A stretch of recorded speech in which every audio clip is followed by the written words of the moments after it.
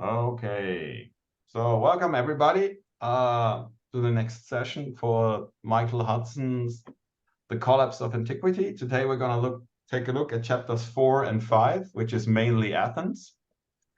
Everyone's favorite cradle of democracy. As we go through both chapters, we will see that before the arrival of Solon, and that's the title, by the way, of chapter 4, Solon bans debt slavery. And he was a decidedly middle-of-the-road character, which will become which I will explain later. Things were heading in the usual direction, which by usual direction means they were having debt crisis in Athens at the time. So that's like the 6th century before Christ. Chapter 4 is mostly Solon up to the Persian Wars.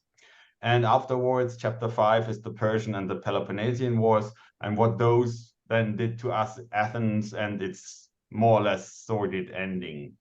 One thing I wanted to say, which is kind of important, and it helps to get a better understanding of Hudson's book in general. You know, it's basically true for most of the chapters. Hudson doesn't structure them necessarily in a chronological way. It's more arranged along thematic sections within the individual chapter. So this is very helpful if you want to drive the message home, because he's about like, look, this is about this is the meaning of this is the meaning of this. But it also can get a little confusing from time to time because certain events can appear again, and then it's kind of where are we in the timeline? So for that reason, this time I've included a short timeline by the end of my summary for chapter 4, and we can reference this throughout, and things will become very clear if you look at that. Okay, so let's start with chapter 4. Okay, I think we should try and have a look at what Athens was like at the outset of the 7th century BC. And as he talked about in earlier chapters, where other Greek states already had reforms under, you know, the reformer tyrants, so to speak, Athens had put that off for quite some time. One fun fact I wanted to mention is like in 622, there's a character that appears, his name is Drakon, right?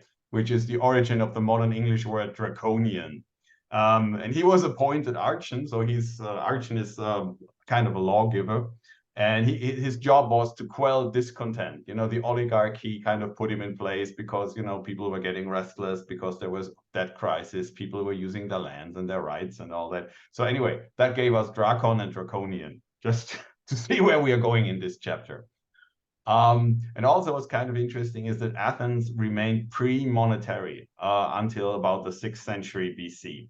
So debts were paid in kind, and they were impressive even without interest. And then it's useful before we go into the basic structure. Again, remember, like David's 3 concepts on how to organize the economic life from chapter 5 in that. He said there's baseline communism, there's hierarchy, and there's exchange. And so far, if I try to apply this to what Michael Hudson wrote, I have a feeling we're mostly moving back and forth between hierarchy and exchange in this story.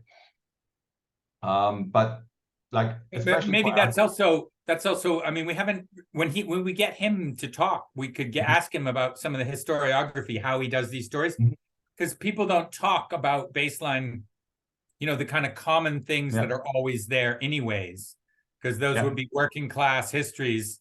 And well, you know, history is kings, battles, and dates, right? Yeah, the winners. So, but the situation basically in Athens at the time was you had smallholders that fell into debt through the vagaries of life. You know, there's somebody gets sick, there's a bad harvest, and then there's richer people, and they have to borrow from them, and then they get into arrears because they can't pay it back. But you had to pay it back in kind, and the people who went into debt were called the hectomoroi, or the six-parters. Six-parters meant basically that you had to give a sixth of what your harvest was to your to the guy who held the debt. And that at the time, interestingly enough, was secured by labor, not by land, because labor was the scarce resource at the time. And that was in theory possible. but it didn't quite often happen. So basically, it became hereditary. So we're here fixedly, decidedly in the territory of what David Graeber calls hierarchy, where it's like tradition. It goes from one generation to the next. You have this hereditary role of being a hectomoroi, and in theory, you can pay back the debt, but in practice, it's very hard to do that. But what really brought things to a head, like before Solon appears on like the tapestry of history, so to speak, is the debt holders started selling their debtors into slavery. And the difference is, before then, I mean, you were kind of a serf, but you had rights. You were still part of the community. But when you turned into a slave, as what David wrote, you get ripped from your social context. You know, you basically die to the community and you get moved somewhere else. And that was really what brought things to a head in Athens at the time, that they finally had to think about, you know, some form of reform to avoid maybe a revolution or something like this. And so this is basically where Solon appears. And like what I said earlier, was there slavery before this? Like, because we Yes. always hear Athens as democracy, but people always do a critique. Yes, it was democracy for an elite. Oh yeah, slaves. You had slaves from warfare. Yeah. Always. So these are citizens that are then becoming slaves, or no? Yes, and that's I think this is like where you have a real transformation in your social state. Like I said, you get ripped from your context. You can be sold abroad. You know, before then you would stay in your house, you would stay with your family. Sure, you're working, you know, for the man, so to speak, but you're still there, right? And you still have some certain functions in the community. You're still a citizen of Athens, so to speak, or member of the Athenian community, you know, because these things get tricky once you get start voting. Anyway, so Solon, he was an aristo, yeah, but not a rich one. So he was he had like a lot of his, the people around him had certain connections, you know, historically and all that. But, and he kind of became famous for his anti-debt poems, so to speak. And that was a big thing apparently in Athens at the time. And then he was somebody both sides could agree on, because he was a member of the aristocracy, but he was not rich. So he was a bit of an arbiter.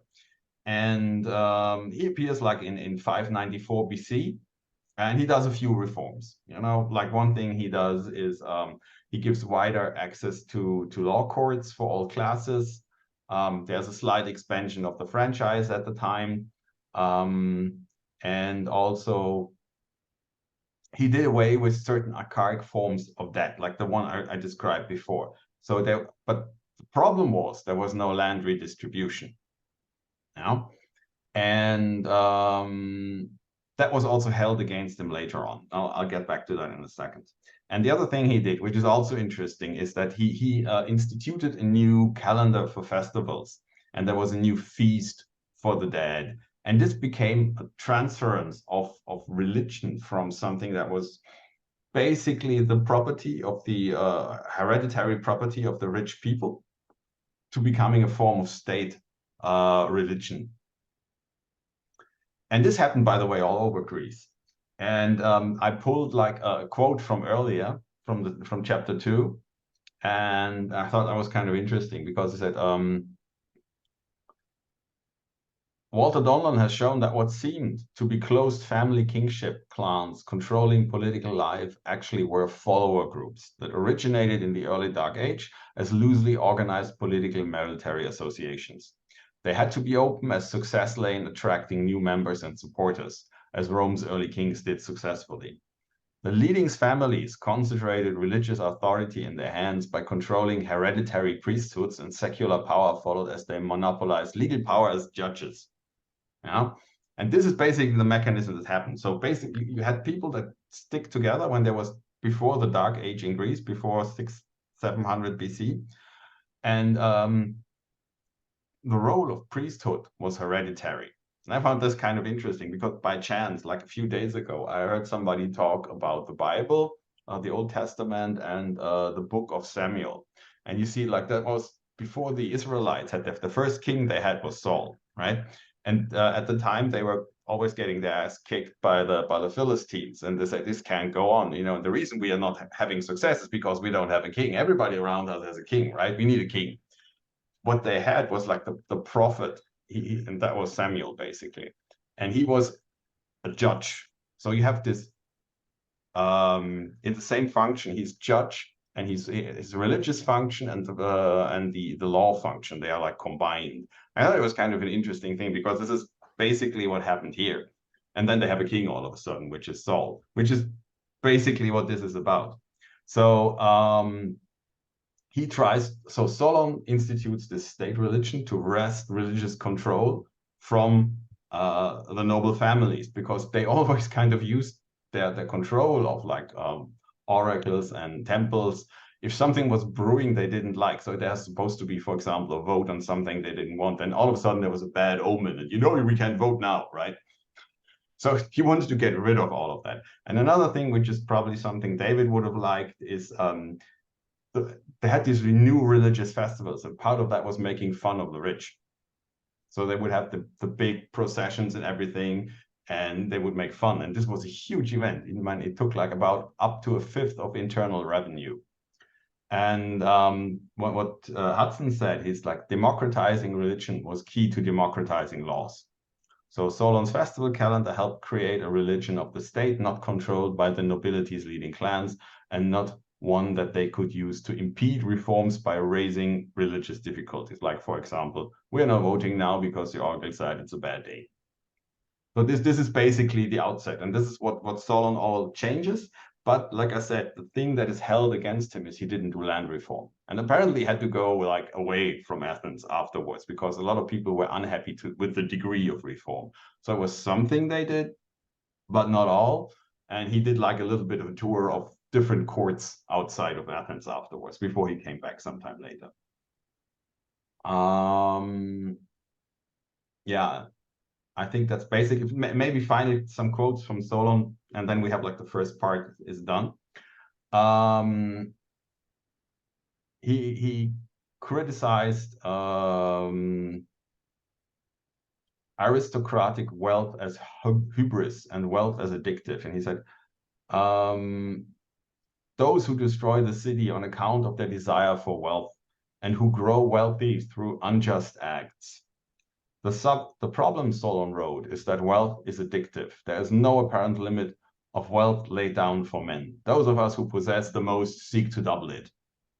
And this is the big thing for the Greeks. And this is also interesting if you think about what David wrote in that at the time philosophy appears, this is basically comes together with coinage and all that. So coinage comes soon after that. So you have, for some reason, apparently, when there's like a new paradigm, a new age beginning, when things change, there's like some insightful people at the beginning who basically understand from the word go what's going to happen. They put this into writing, and then everybody says, oh, this wisdom survived, but somehow this doesn't seem to change things. So everybody knows what's wrong. It's like a little bit with us today. We know like a lot of the problems we have right now, but nobody seems to be able to do anything about it. So there's that. And maybe a final thing here is to finish off Solon. Solon's reforms were more a prelude to a period of intense social discord than a resolution. Solon did not succeed in saving the peasantry, for the class he tried to protect were driven from their holdings, not as slaves, but as bankrupt freemen. So that was basically the result. So the situation was a little better. You have a bit of a move from hierarchy to exchange, but it doesn't really solve the problem. But for the next, I don't know, for the next 200 years, there's like a big struggle inside of Athens where it goes back and forth with the oligarchy gaining more power and losing it, but it's not really as clear cut as one would expect.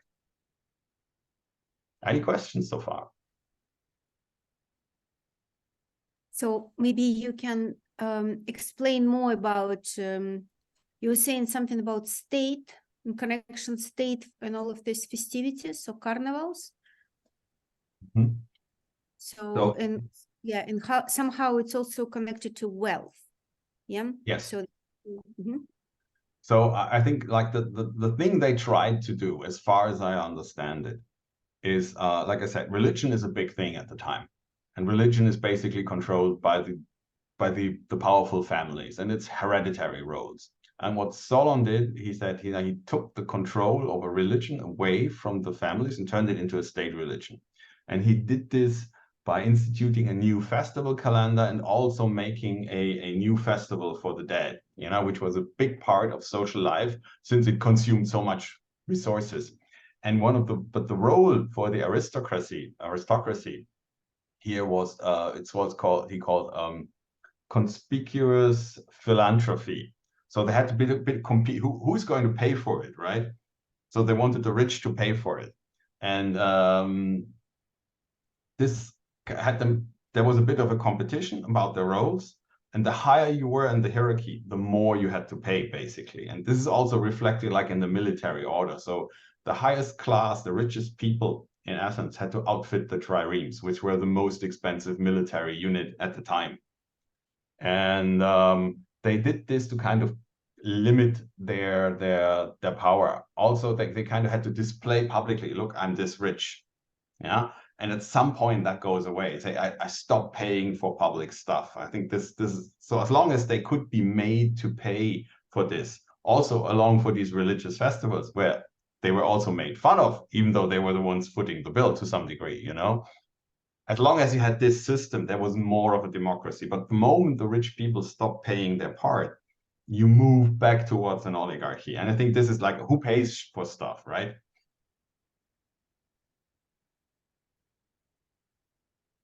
And how the oligarchy connected to the state. So in the vocabulary of Michael Hudson, looks like state is more or less equivalent of democracy, not only tyranny equivalent of, opposed to oligarchy, but also state is opposed to oligarchy. I think both. I mean, I think in his look, this is where I can't really speak authoritatively. I think the city of Athens at the time should be seen as a state, and within this state, there's a power struggle between democracy and oligarchy, and democracy can be represented either by a tyrant-like figure, and we'll meet one of those shortly, and or it could be more loosely organized. But my reading of all this, and this will also become clear when we look at the timeline, is this in the end is quite often powerful families vying for control, and one of the ways they do this is by giving stuff to the plebs, so to speak.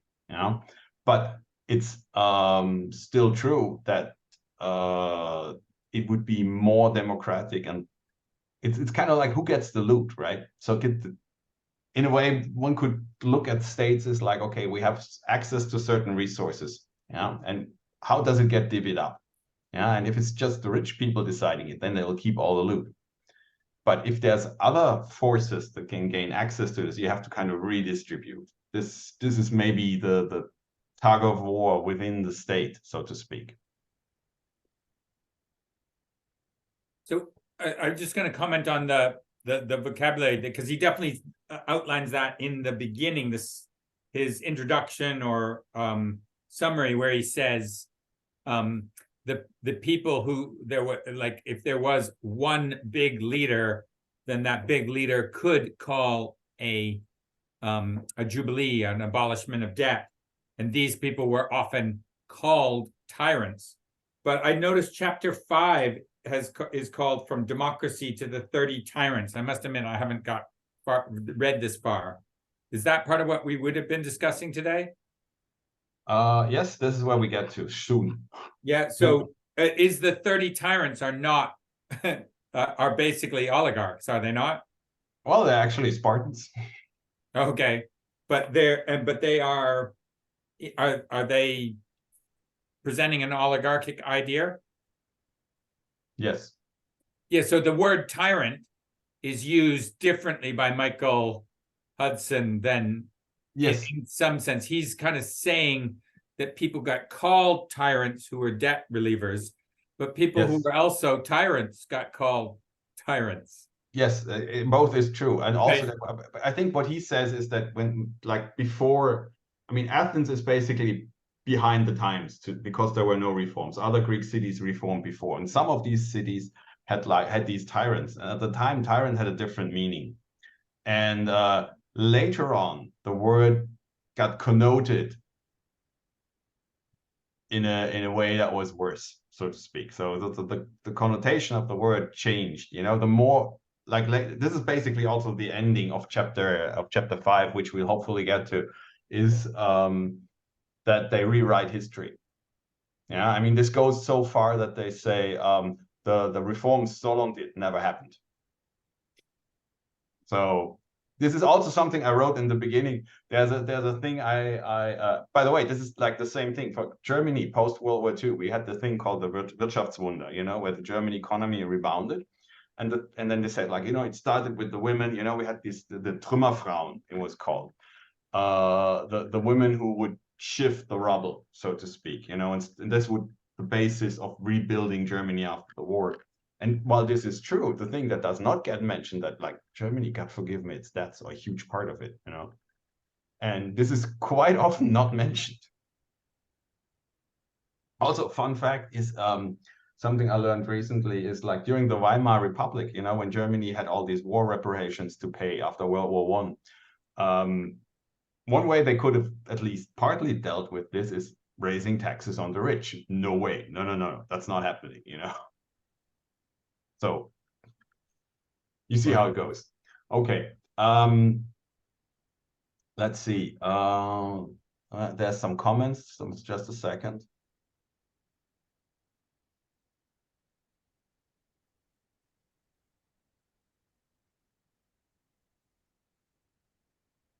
Yeah, I wouldn't go so far as with panem et circenses, you know, because we can always take like the cynical view. That's just that. But usually it's more complex, you know, and well, we'll see. We meet some of these people soon, and then we can see if this is true or not, or maybe true. Okay. Okay. So here's the thing. This is for those of you who have the timeline, you know, I did in my document.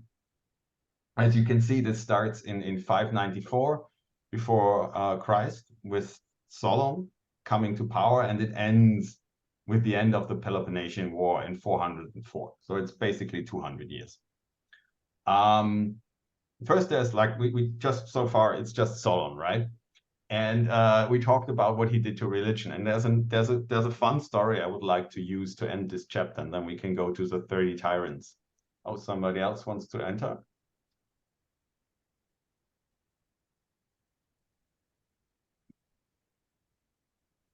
So this is like a fun little story about religion.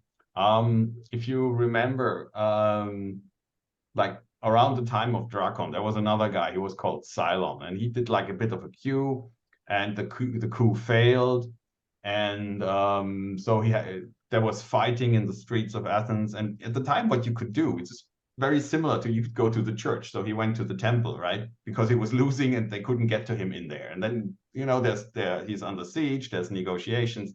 They said, okay, they said, like, we're gonna let you go. Okay. And like the family that led these negotiations that were called the Alcmenoids. I'm probably mispronouncing that. They didn't let him go. They murdered everybody. Yeah, and interestingly enough, the guy who did the coup, who was then murdered by the defenders, so to speak, defenders, you know, that was so bad in the opinion of the Athenians that the whole family was banished from Athens. Okay, but they're still powerful. They're still around, and you know, at the time, like when this starts, about the 590 something, of like now it's the 520s, I think. One of the guys that lived after, his name was Alcmaeon, okay? And he was hanging out at the Lydian court, and he got the job to rebuild the Oracle of Delphi, which had been burned down, destroyed in one war or another, you know. And what he did, he didn't only rebuild it, he rebuilt it much better, you know. He spent lots of his own money to make it more magnificent. And that kind of put him in the good graces of the oracle and the priesthood there. And like Delphi was really important for the Spartans. And you know, the Alcmenoids, they wanted to go back to Athens all the time, and they couldn't.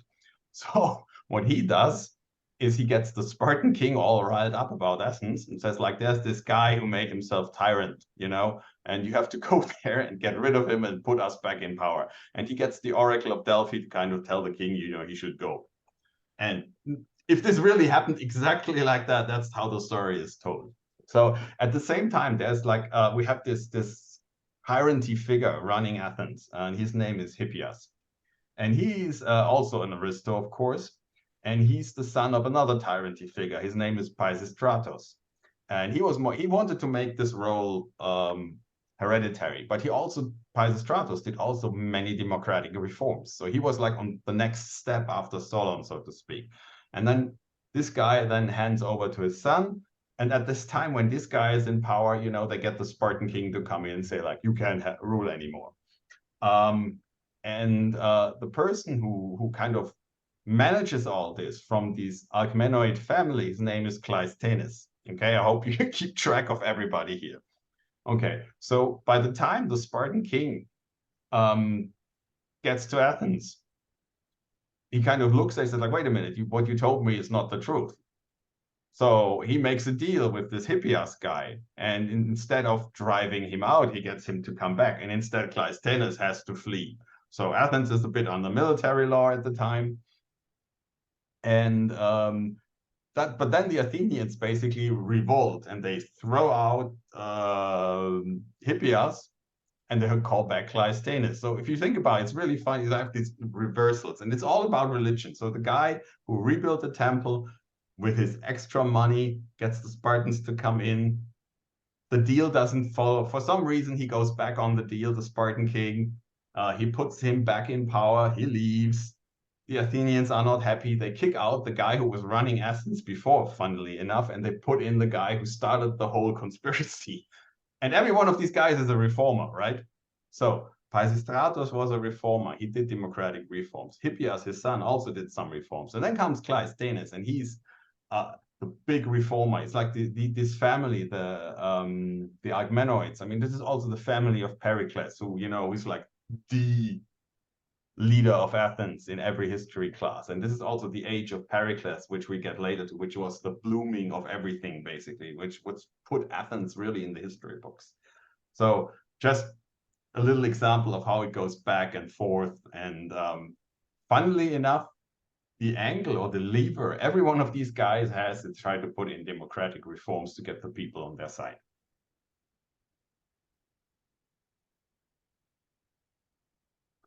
And also kind of maybe a funny parallel, and then we get to chapter 5.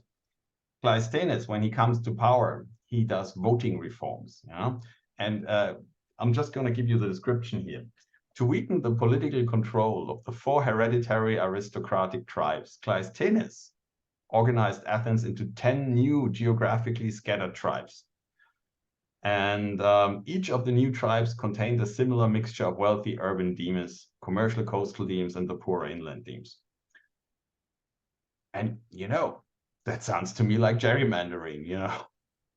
So you do new voting areas, you know, like we're going to move the border of the voting area over here. So different result in the voting. Okay. So that's like the end of chapter 4. And then we get to chapter 5, which is basically the Persian and Peloponnesian Wars up to the ending of Athens in the form of a, you know, powerful democracy.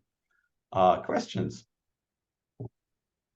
Can you specify again all vocabulary when you mean when you say democracy? What do you mean exactly? Because it's really confusing. Yeah. It basically means widening of the rights of the many. I think that would be the most, because you have a widening of the franchise. And Athens is like the government is structured, like it has different chambers. And the chambers, the majority of the population has access to get more powers over time. So you can basically, in the beginning, it's just the aristocrats making the decisions. And then the power, like to make war, to elect an archon, to elect judges, gets moved from the top power where the aristos are sitting, gets moved to the, I think it's I forgot the word, the ecclesia. You know, you have the bulle, which is on top, so to speak, which is where the aristos are. And they start by making it bigger, basically. And then there's the lower chamber, so to speak, which is the ecclesia, where people who are not from the top stratum of society can take part. You know, there's no way they can get into the bulle. Yeah, but everybody. Does it have anything to do with the word bullying? Like etymology? No, I don't think so. Yeah, I don't know. So, but what it means is like this lower chamber gets bigger and bigger, okay, and it gets more powers. And at the same time, for example, the right to sell your debtors as slaves gets abolished. So you can see like the treatment of the poorer people, like some stuff gets forbidden, some gets better. I mean, when we get to Pericles in the end, you know, everybody gets paid. You know, if you're a juror in the trial, you get paid. You even get paid to go to the theater at the time, you know. And so you're trying, one way to look at this is maybe it's bribery. You bribe the plebs to stay in power. I'm not sure if I would go this far. We can assume that some of them actually saw practical, useful way of making the city more powerful. You know, it's like, do I want my family or my class to be more powerful, or do I want the city to be more powerful? I think this is basically where it moves back and forth, because later on he also calls, he says, Athens does a form of democratic imperialism. Yeah, because they kind of vote on stuff, but it's still an imperialistic expansionary power.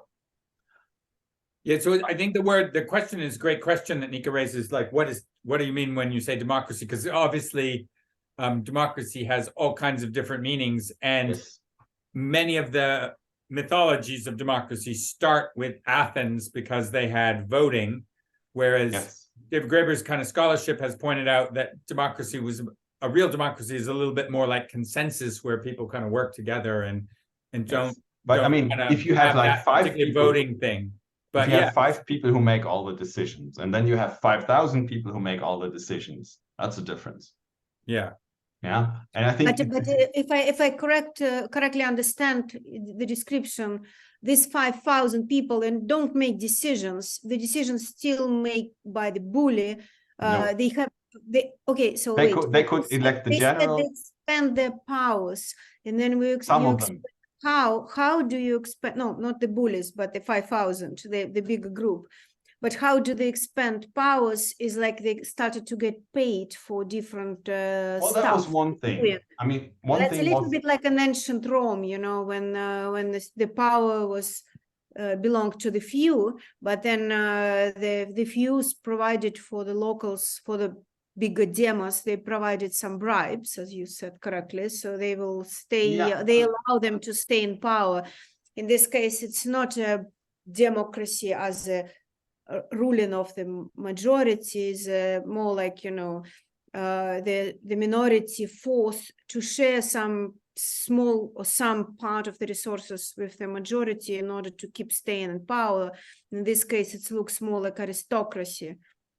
Yeah, I mean, it was a weakening of the power, the hereditary power of the aristocracy. I mean, if you look at David's concepts of hierarchy and exchange, so in hierarchy, you know, you can have you have a feudal system. You're the lord of the manor. Everybody, your serfs, you know, have to give you the 10th of their harvest.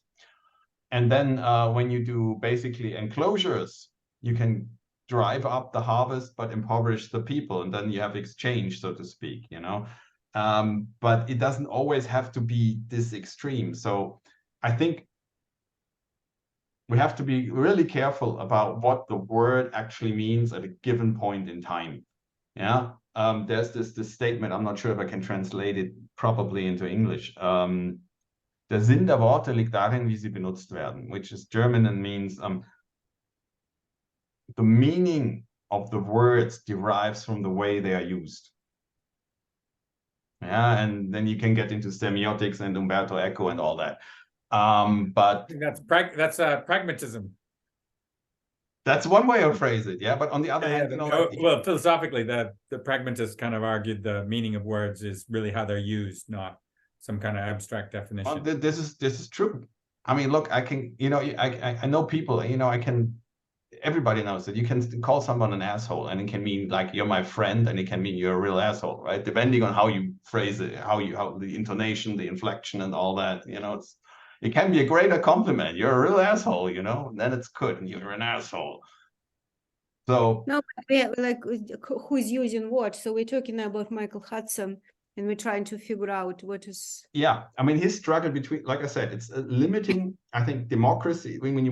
It's not a fixed scale, it's not like there's like an absolute on this side and an absolute on this side. In theory, yes, you say have an oligarchy, the absolute power of the few powerful to make every decision. And you have a pure democracy on the other hand, the absolute power of the many to make all decisions. And then So, you have. I do think there's something missing here in the sense that how do you discuss the separation of political democracy and economic democracy? And this is where maybe David Graeber's book Debt is very strong, because it starts off, look, we're all equal, we're all people, and we can enter into commercial relations, and I'll loan you some money, and if you're successful, you'll be more successful because you use this money and you can pay me back. But if you're not, then you're in debt, and people become economic peons, even though they're politically equal.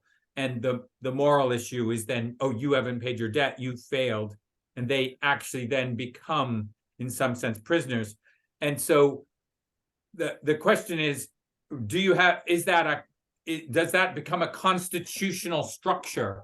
And when does it become a constitutional structure? Because this is Michael Hudson's argument, is that ancient Greece and ancient Rome developed the law for Europe, which is then passed on to America and is then imposed in many places around the world. And that law is focused on debt collector politics. And thus, at some level, that a constitutional democracy isn't a real democracy. You have political equality. And even that political equality of the constitutional democracy is what Christian's talking about.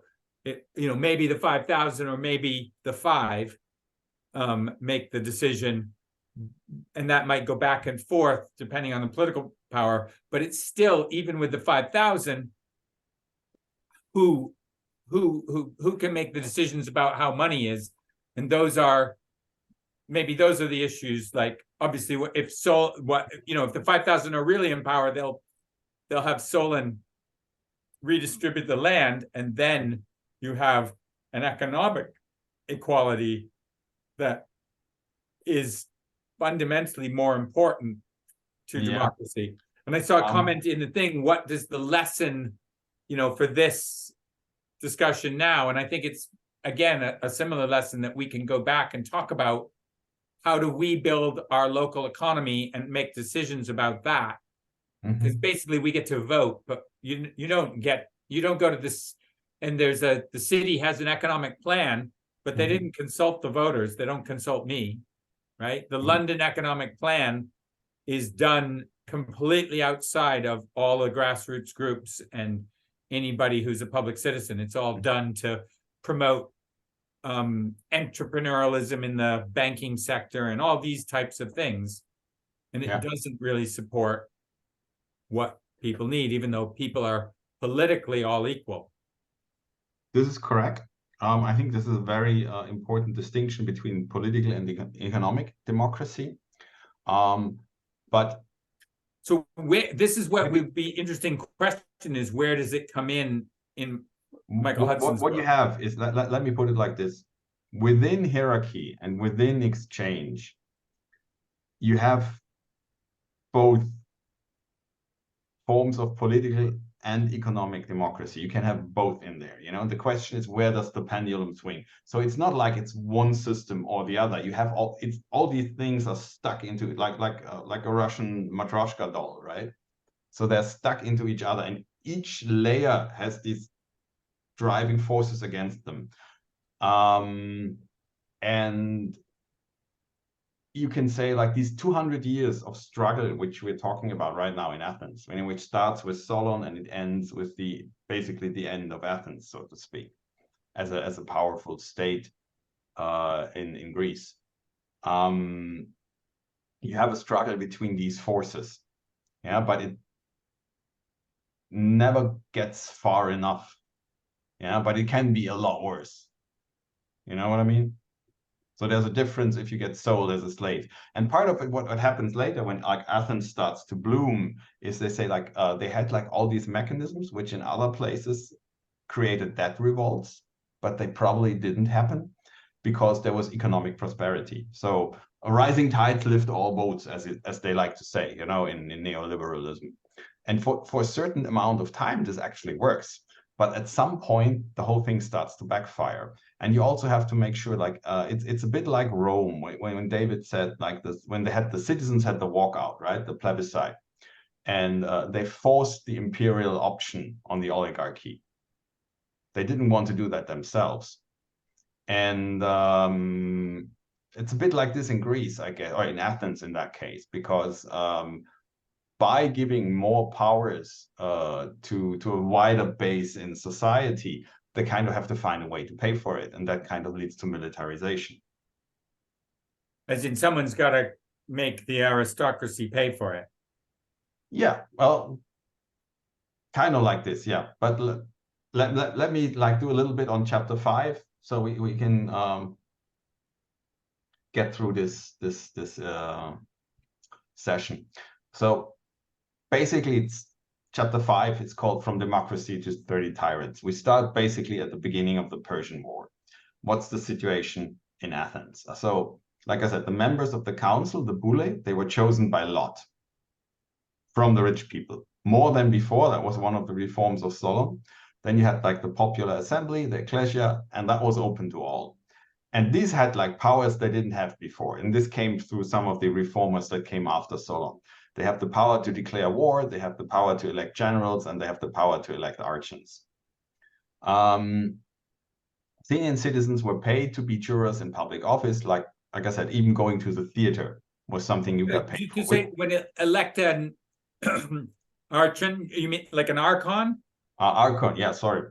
No, but what are they? I mean, I know that's they're kind of like magistrates. hierarchy. They have certain political powers. Okay, so they're the people who make decisions. They're like, in some sense, like government ministers. And here Michael Hudson makes a distinction between what happens later in Rome, because these reforms were meant to keep the wealthy from controlling the government. In Rome, power relative was to wealth, and the thing is, in Athens at the time, if you were an administrator, like an archon, how did you pronounce that?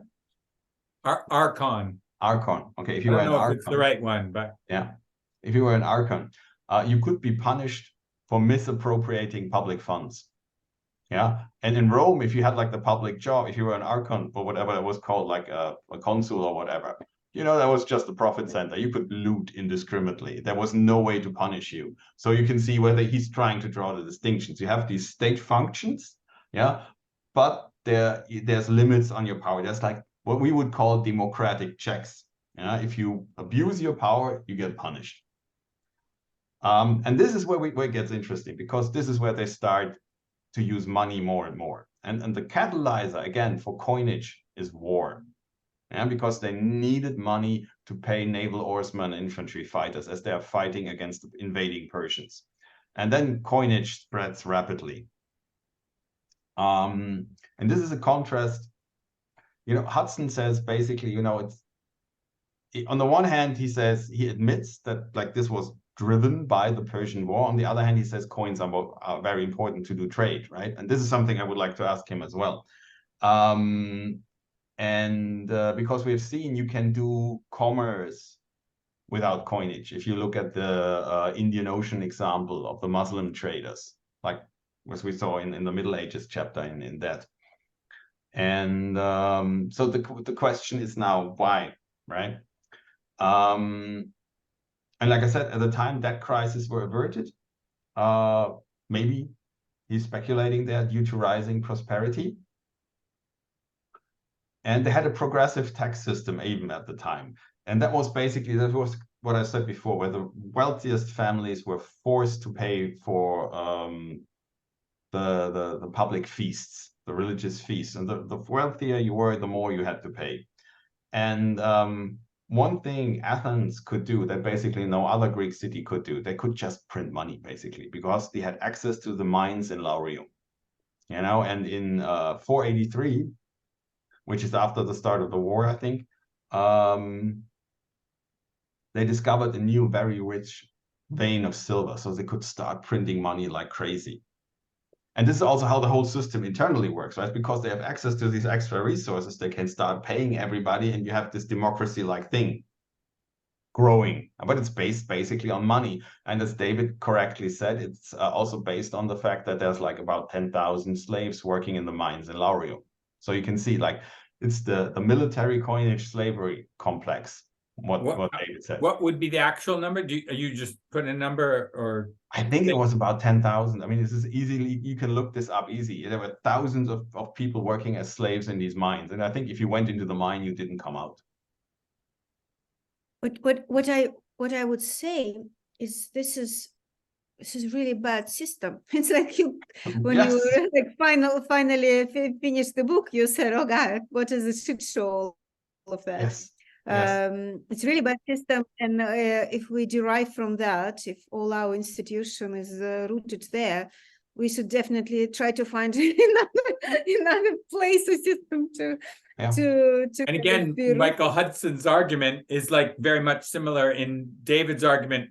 There never was a West. You know, what is this whole Western democracy and the Enlightenment and all that? And the argument is that people derive the West from Greece and Rome because they wrote the laws to make the debt collection permanent. So, and you know, by the way, I mean, if you think some of these stories are bad and you wait until you get to Rome, I mean, the Greeks look like babies compared to the Romans.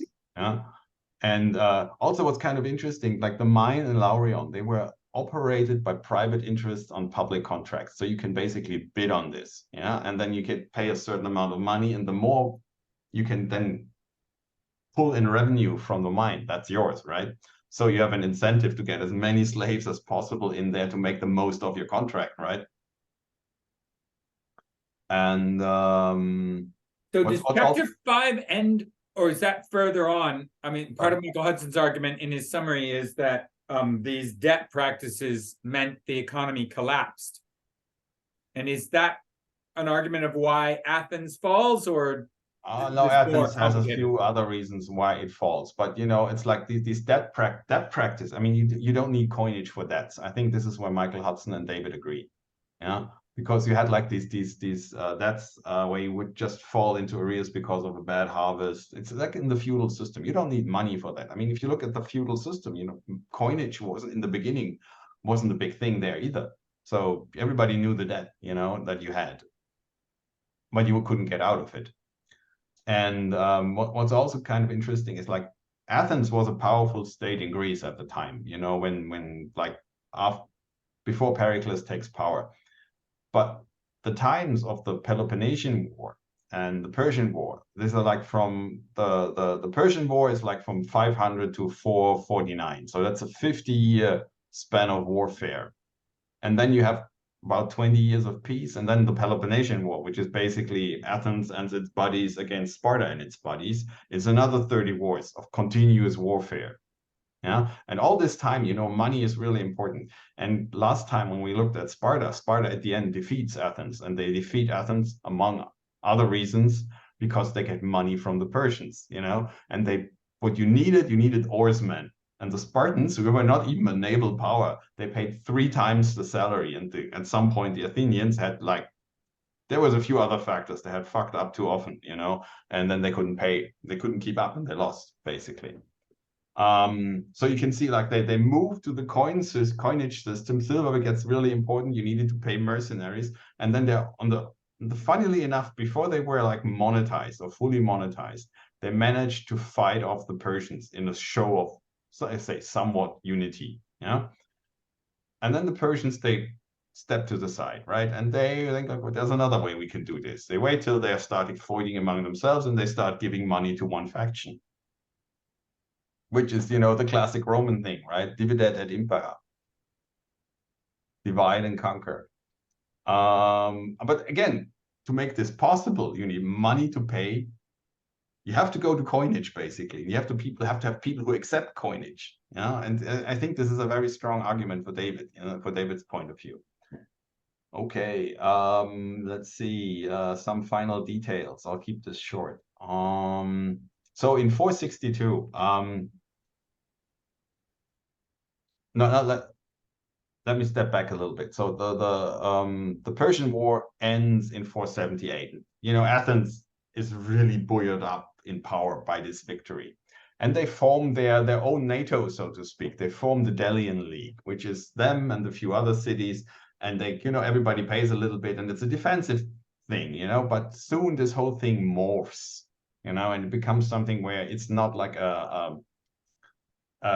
let's say like a fellowship of more or less equals who all work together. It's basically Athens is the big dog and the other guys have to pay tribute. So again, this means they get revenue from outside the city, which they can use. Like they built the Parthenon like this, they get the money from the Delian League, they get the money from the slave operated mines in Laurium, and that's how the Parthenon was built. Basically, that's how they paid for everything. And then in like 462, Pericles takes power, and he does again democratic reforms. For one thing he does is there's a law introduced that limits citizenship, for example, to people whose parents were native-born Athenians, so both of them. And this was a complete anti-aristo move, because the aristocrats wouldn't try, like in Europe in the Middle Ages, you marry your daughter to the king of France and you marry your son to the king of Belgium, something like this, to enlarge your sphere of influence. And they want to say like, no, Athens is for Athenians. So in a way, it's like the state, everything for the power of the state, or everything for the power of the rich people. I think this is like where it moves back and forth, so you could make the argument this is not real democracy. This is also something we talked to Michael Tur about. And this is also where they kind of run into troubles, because the Peloponnesian War is really expensive. And this is the first time they actually put in taxes. Because before, taxes were only meant for people that were defeated in war. And now they put taxes for the first time on the rich people. And if you think about it, if your mindset is taxes are for people that were defeated in war, and you put this on your own elites, so to speak, psychologically speaking, it's like you're treating me like I've lost the war, basically. And it's like, now before, in a way, you paid for certain stuff that was kind of okay. It was part of the system. And then all of a sudden, the new rules get applied to you. And, psychologically, you really don't want that, And this kind of even leads up to, there was one thing towards the end of the Persian War, they kind of, the Peloponnesian War, they like the elite of Athens tries to conspire with Sparta. So they don't have to pay taxes anymore. Like, okay, we're going to stop the war, you can take over here and here, but mainly so we don't have to pay taxes anymore. It's getting too expensive, Here, I mean, maybe just this. I found a quote on page 111 about the Thucydides trap theory, which people have all heard in relationship to the fight about China as a rising power. And Thucydides is some historian from the Peloponnesian War who says a rising power will always end up in a war with the existing power because the existing power is jealous. And his remark is, the Thucydides trap theory, recently in vogue, trivializes this conflict as one simply of geopolitical rivalry, depicting the war as a result of from Spartan jealousy of Athens as a rising rival. But the conflict was domestic as much as foreign, because it was fundamentally about democratic attempts to limit oligarchic wealth. There was no commercial rivalry between Sparta and Athens, because Sparta was not a commercial economy. The conflict was between oligarchic and democratic power, and the alliance resulting from domestic class antagonisms. This conflict existed both within both Athenian and Spartan society, not merely between the two. Yes, exactly. That was the thing. Very good. That was the next thing I was going to go mention. And there again, you have it. You're like, is this democracy or is it not? I think in Michael Hudson's terminology, you know, Athens is more. We could ask him if his definition of democracy today is different from the definition of democracy he applies to Athens. That would probably be a good question. But like Sparta was way more oligarchic the whole time. I mean, there's some people who say it was proto-fascist, basically, because what they did is they conquered their neighbors and made them slaves, and they were quite content with that little field they were in, so to speak. I'm not sure if Michael Hudson is right here. I can't judge this. You know, I'm just saying this is his theory, and we could ask him himself. And also, like I said in the notes, then Hudson said Athens was democratic by their standards or the standards of the time, but also imperialist. You know, he doesn't mince words here. It says it's democratic imperialism that's being done in Athens at the time. And then basically, as the wars continue, at some point, you know, Athens' luck changes. They do something really stupid. They do an invasion in Sicily, which goes awfully wrong. And this is the moment where their basic Delian League also falls apart, because you say like, you made us pay more and more and more, and we don't want to pay anymore, you know. So where you have your allies turned into vassals, and that wasn't a good move, because they just wait for the moment when you're weak. And then finally, the Spartans come in, they win the war, and they appoint these 30 tyrants, which are basically to rule Athens. Funnily enough, they make a deal with the oligarchy, then they put in these tyrants and they start killing part of the oligarchy. So basically these 30 tyrants, they start looting the whole time. And the whole thing goes so far, they get a loan from Sparta to help them organize the looting of Athens. Yeah, and then there's an uprising in Athens, and these people get driven out, and then they make a deal. You know, the new rulers of Athens, after they get rid of their 30 tyrants, make a deal with the Spartans and say like, okay, we are going to pay back this debt, but not from our coffers, you know. And this is basically where things really go bad, you know, where any kind of semblance of democracy is lost, because they basically say everybody has to pay the debt. We have foreign tyrants coming in, plundering the city. These guys make a loan. It's basically like the IMF gives a loan to Idi Amin, right? So who's a tyrant in Uganda? And then afterwards, after they kind of overthrow him and they put in a democracy, the people of Uganda have pay back the loan the IMF gave to Idi Amin, which is basically the same thing. Right. What's happening? Yeah, very. Yeah.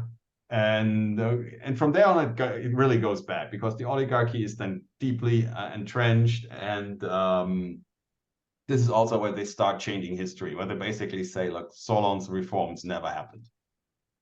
Yeah. And also where like the sacred contract comes in. So maybe as a final quote, yeah, there's this guy who was like the spokesperson at the time in 390 BC. And he was, funnily enough, he's like a spokesperson for the aristocracy, and then he gets exiled from Athens later on. He claimed that democracy was best upheld by affirming the validity of decisions in private suits. So that contract, the sanctity of the contract, to avoid canceling debts and reopening of such lawsuits, and to ensure the enforcement of private contracts, which is basically the World Trade Organization, right? Yeah, I think that's it. And this is how the whole thing ends. And, you know, basically what happens is they have their smaller fights, and they kind of fade in importance, because by then there's bigger powers rising in the world.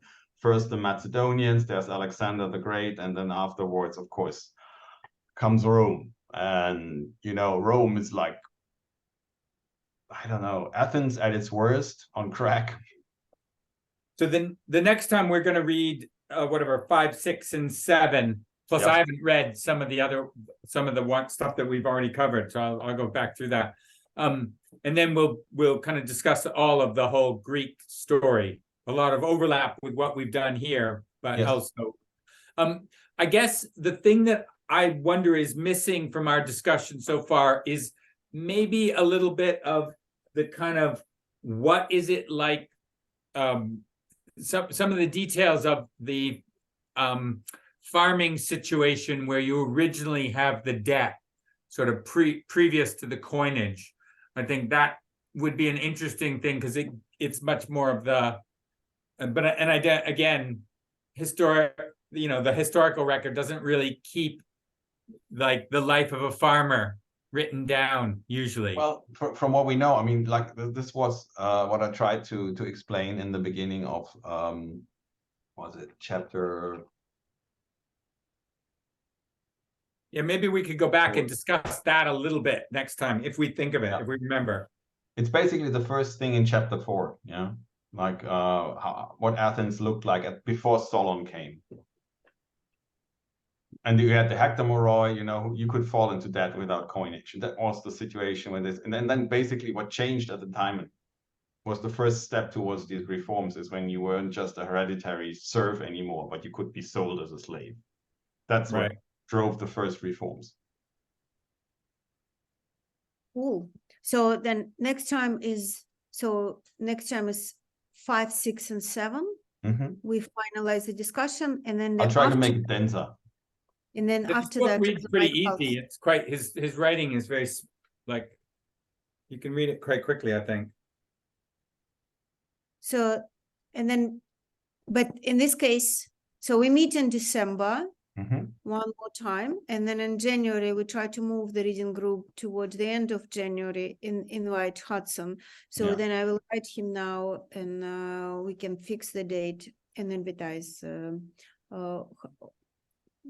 Conversation with Michael and prepare the questions. Yeah. Okay, so the date for the next session, and we also don't need the recording here going.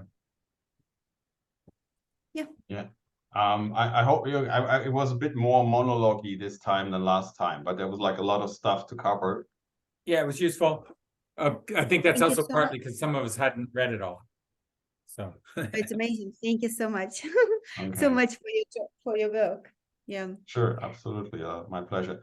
Somebody just asked in the chat when the next session is. It's on the 7th of December. I'll put the link is already up on the Museum of Care website, so you can sign up here. Yes. Great. Okay. Any last questions, maybe? Anybody of the people, like Monica, Max, or I'm not really sure if I pronounced this correctly. Okay. Max. Oh, sorry, I was a bit late, but just trying to keep my senses out there. But that was really good. I just kind of a little catch up. I haven't done my homework as always.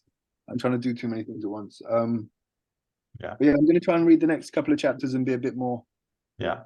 You can have a look at there's like, I put up a Google document. Okay. I'm really bad with Google Docs. Like they just seem like I can't navigate. Do you have the link to that Google Doc? Is it in?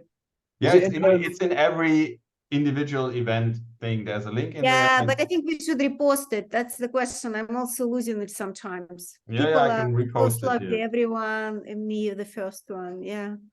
So it's in there. And also, by the way, the document is open if people want to comment. So it's not everybody can change the document, but everybody who wants to can comment. Okay, great. Fantastic. All right. Thank you, Christian. Okay, my pleasure. Cool. So hopefully see you all next time. Yeah, definitely. When we finish up Greece. Cheers. Hello. Have a good week. Take care.